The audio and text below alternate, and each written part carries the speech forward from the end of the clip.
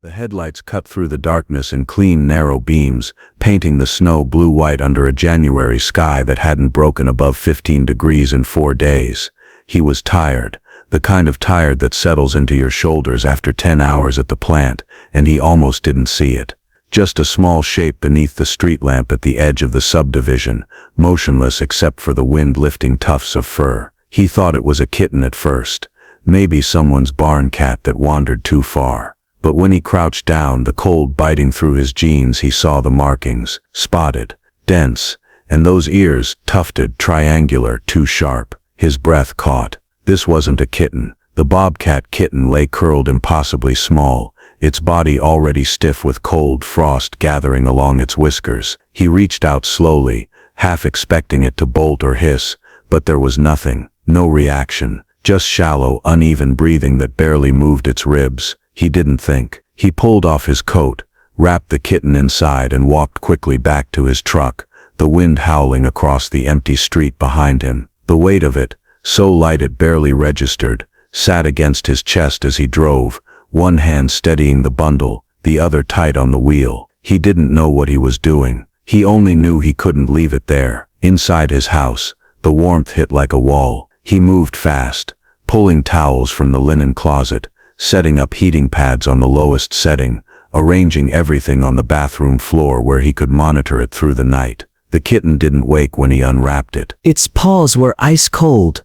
The pads a pale, bloodless gray. He worked methodically, warming it slowly, the way you're supposed to with hypothermia, dabbing its mouth with a damp cloth, checking its gums for color. He told himself this was temporary, just tonight. Just long enough to stabilize it, then he'd call a wildlife rehab center in the morning. Someone trained, someone who knew what they were doing. But as the hours passed and the kitten's breathing steadied, deepened, he realized he'd been sitting on that cold tile floor for 3 hours, watching a wild animal fight its way back from the edge. It was near midnight when he heard the soft padding of paws in the hallway. Milo appeared in the doorway, his gray tabby coat catching the dim light from the bathroom. He was old, 12, maybe 13, with the careful movements of a cat who'd spent years perfecting the art of quiet observation. The man had adopted him from a shelter 5 years ago, and in all that time Milo had been predictable, calm, a little aloof even, not the type to startle easily,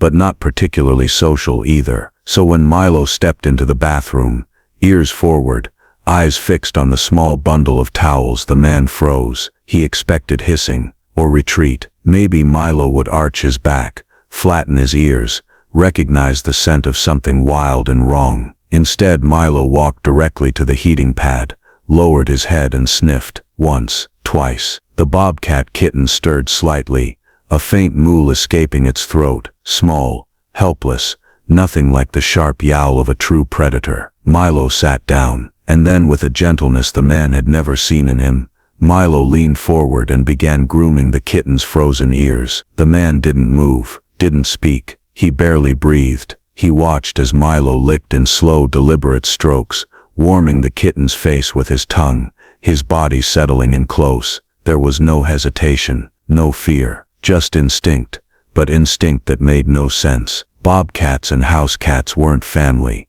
They weren't even friends in the wild. A bobcat, even a kitten, should have triggered every alarm Milo had. And yet here he was, grooming it like it was his own. Minutes passed. The bobcat's breathing deepened further, its tiny body relaxing under Milo's warmth. Milo didn't stop. He curled himself around the kitten, tucking his head close, his purr, low and steady, filling the quiet room. The man sat back against the wall, his mind spinning. He'd read about animals forming unlikely bonds in captivity, in rescue situations, but this wasn't a zoo or a sanctuary. This was his bathroom. This was his senior cat, adopting a wild predator he'd met 30 seconds ago. He didn't sleep that night. He couldn't. Every hour he checked on them, Milo still wrapped around the bobcat, the kitten's body warming, its color returning. By dawn, when the first gray light crept through the window, the bobcat's eyes cracked open. They were pale blue, clouded with exhaustion, but alert, alive. It looked at Milo first, then at the man, and let out a small rasping sound. Not quite a meow, not quite a chirp, something in between. Milo responded with a gentle headbutt, pressing his forehead against the kitten's, and the man felt something crack open in his chest. He'd saved it, that much was true. But as he watched Milo groom the bobcat's face one more time, he realized something else. Milo had claimed it, and whatever the man had told himself about just one night, about calling a rehab center in the morning, suddenly felt a lot more complicated. Because this wasn't just a rescue anymore, this was a bond, and bonds, he knew from experience, didn't let go easily. Morning light filtered through the bathroom window, soft and golden, and when the man opened his eyes from where he dozed against the tub, the first thing he saw was Milo, still curled tightly around the bobcat kitten, his body forming a protective crescent, his chin resting on the kitten's back. The bobcat was breathing stronger now, its small chest rising and falling in steady rhythm. As the man shifted, the kitten's paws twitched, stretching out in a way that looked almost lazy, comfortable, like it had been sleeping there all its life. He stood slowly, his back stiff from the tile floor, and watched as Milo lifted his head, blinked once at him, then returned to grooming the kitten's ears. The same deliberate strokes, the same quiet focus. The man grabbed his phone and dialed the first wildlife rehab center he could find. They told him to bring it in as soon as possible. He said he would, but when he hung up and looked back at Milo, something stopped him from putting the kitten in a carrier right then. The days that followed turned into something he hadn't expected. Milo became the bobcat's constant shadow. When the kitten cried, a high-pitched chirping sound that echoed through the house, Milo was there within seconds, meowing loudly as if to answer. When the man set up a recovery pen in the living room, Milo dragged his favorite toy mouse to the edge and dropped it inside, pawing at the bars until the kitten batted at it weakly. Every nap,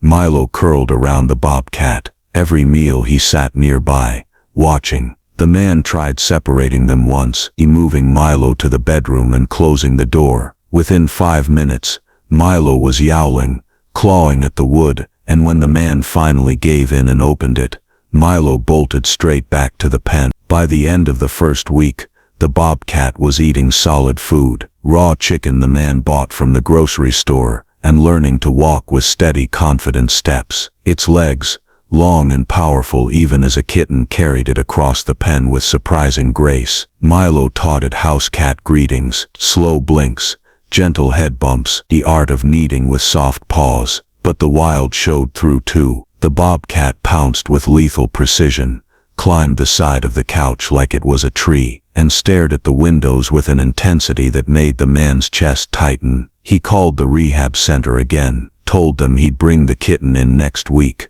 then the week after, then the one after that. Because every time he looked at Milo curled protectively around the bobcat, purring like he'd found his purpose, the man realized something he'd been trying to ignore. This wasn't temporary anymore. This was a bond, and breaking it might hurt them both more than he could bear. 3 weeks passed, and the bobcat began to change. Its legs lengthened first, the lean muscle beneath the spotted coat becoming visible with every stretch. The paws, once small enough to fit in the man's palm, grew broad and heavy, tipped with claws that left scratches on the hardwood floor. The kitten's softness faded, replaced by something sharper, stronger. When it play-fought with Milo now, the movements were faster, more forceful. The bobcat would pin Milo to the ground, teeth grazing his neck in mock attacks that looked dangerously real. But Milo never flinched, never hissed. He'd roll onto his back,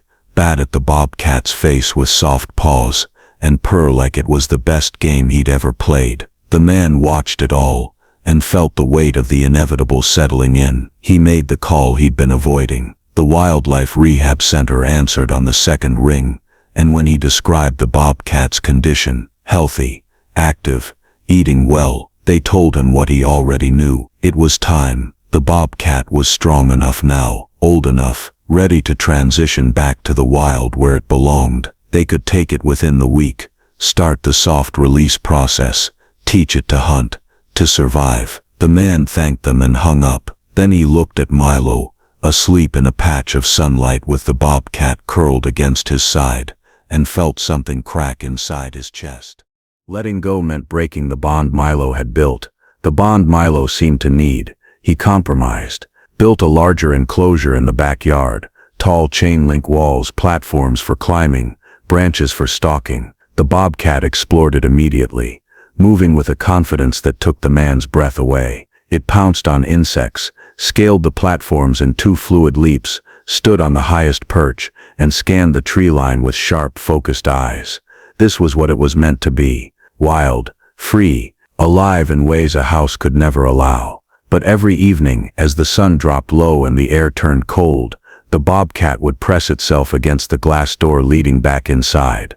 Ears forward, eyes locked on the living room where Milo sat on the other side, paw raised against the glass, meowing softly. The man stood between them, hand on the door handle, and felt the question burn through him like a wound. Was returning the bobcat to the wild the right thing to do, even if it meant tearing apart the only family either of them had known? The stronger the bobcat became, the clearer the answer should have been. But every time Milo cried at that glass, every time the bobcat pressed its face to the door, the man felt the answer slip further away. Spring came quietly, bringing warmth that melted the last patches of snow and turned the yard green again. The bobcat was no longer a kitten. Its body had filled out, powerful and sleek, muscles rippling beneath the spotted coat. It moved through the enclosure like it owned the world, leaping from platform to ground in a single bound, stalking shadows with the precision of something born to hunt. There was no denying it anymore. This was a wild animal, and wild animals belonged in the wild. The wildlife staff arrived on a Tuesday morning. The man and Milo walked the enclosure one last time, and the bobcat came to them both, nuzzling the man's leg, then pressing its forehead against Milo's in a slow, deliberate greeting. Milo purred, his eyes half closed,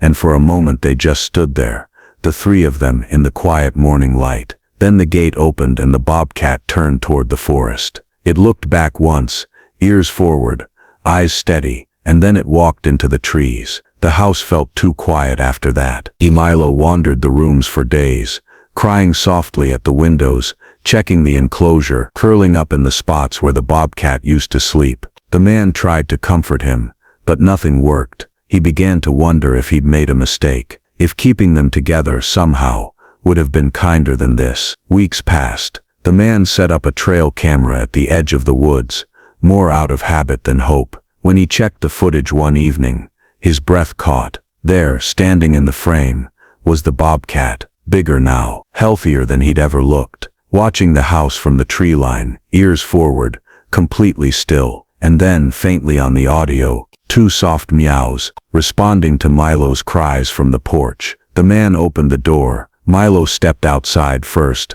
moving slowly, cautiously. The bobcat didn't come all the way to the house, but it stepped close enough, just to the edge of the yard, and lowered its head. Milo reached up, touched noses, and for a brief, perfect moment, they stood together in the fading light. Then the bobcat turned and slipped back into the trees, silent as smoke. The man watched it disappear and realized something he hadn't before. The bond hadn't broken, it had just changed shape. The bobcat was wild now, free, thriving in the world it was meant for. But it remembered, and every few weeks the trail camera caught it again.